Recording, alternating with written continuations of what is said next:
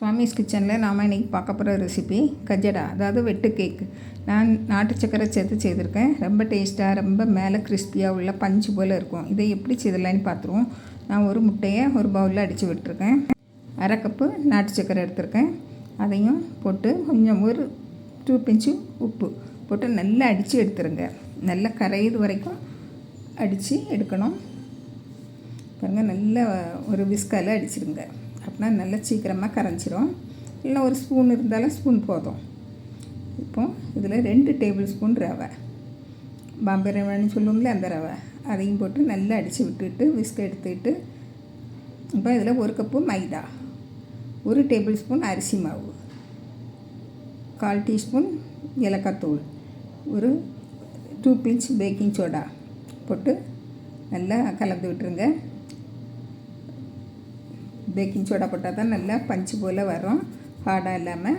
இப்போ கொஞ்சமாக தண்ணி விட்டு பிசைஞ்சிருங்க. சப்பாத்தி மாவு பதத்தில் இருக்கட்டு.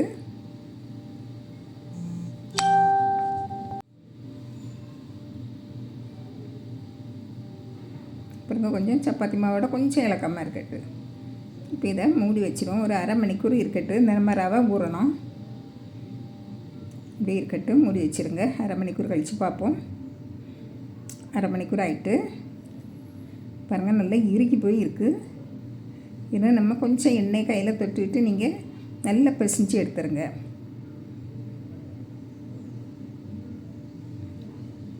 இது நம்ம கொஞ்சம் கிறிஸ்பியாக இருக்கும். இப்படி செய்யுது கொஞ்சம் இலக்கமாக தண்ணி போல் நம்ம வச்சு கஜடா போடுவது போல் போட்டு எடுத்தோம்னா நல்லா சாஃப்டாக இருக்கும். இது 2-3 நாள் வச்சு சாப்பிட்லாம். நல்லா இப்படி கொஞ்சம் இறுக்கமாக இப்படி கட் பண்ணி போடுவது. இப்போது நிலமாக நம்ம எடுத்துக்கிட்டு உங்களுக்கு எவ்வளோ பெருசாக போடணுமோ அவ்வளோ பெருசாக வெட்டி எடுத்துக்கிடுங்க. பாருங்க, இதில் நடுவில் ஒரு கட் பண்ணி கொடுத்துருங்க. கட் பண்ணாட்டா கூட இது நல்லா வெடித்து வரும் இந்த கேக்கு.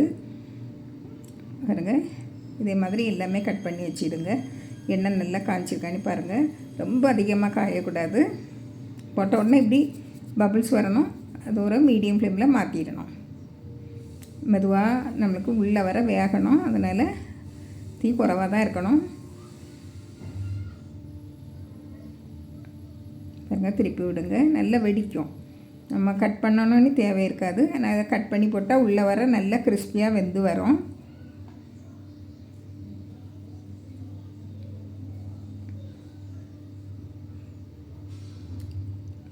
பாருங்கள், நல்லா வெடித்து வர்றதை பாருங்கள். உள்ளே வர கிறிஸ்பியாக வரும். அதனால் நம்ம 2-3 நாள் வச்சு சாப்பிட்டாலும் நல்லா டேஸ்ட்டாக இருக்கும். சின்ன குழந்தைகள் விரும்பி சாப்பிடுவாங்க. பாருங்கள், நல்லா வெடிச்சிருக்கு. அதனால் உள்ளே நல்லா கிறிஸ்பியாக வரும். இது கிறிஸ்பி கஜடா கேக்.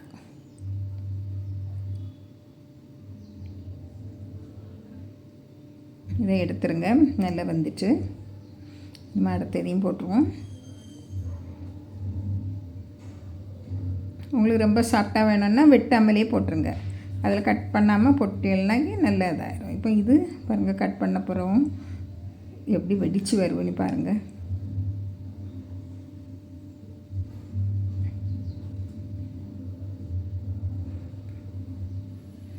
நல்லா வெடித்து அழகாக வரும்.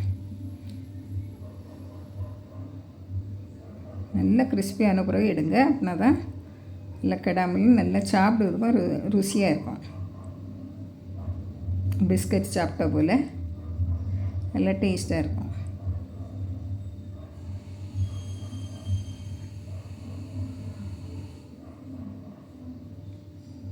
ஈவினிங் ஸ்நாக்ஸுக்கு டீ காஃபி கூட சாப்பிட்றதுக்கு அருமையாக இருக்கும். பாருங்கள், எவ்வளோ வெடிச்சிருக்கு.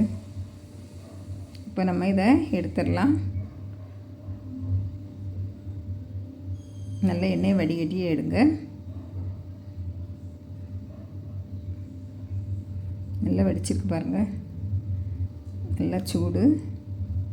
பாருங்கள், இவ்வளோ வெட்டினால எப்படி வெடிச்சிருக்குன்னு பாருங்கள். நம்மளை உள்ளே வர நல்ல கிறிஸ்பியாக இருக்கும். பாருங்கள், நல்லா பிஸ்கட் கணக்காக இருக்கும். இதே மாதிரி நீங்களும் செய்து பாருங்கள். பிடிச்சிருந்தால் லைக் பண்ணுங்கள், ஷேர் பண்ணுங்கள், கமெண்ட்ஸ் பண்ணுங்கள், மறக்காமல் சப்ஸ்கிரைப் பண்ணுங்கள். தேங்க்யூ.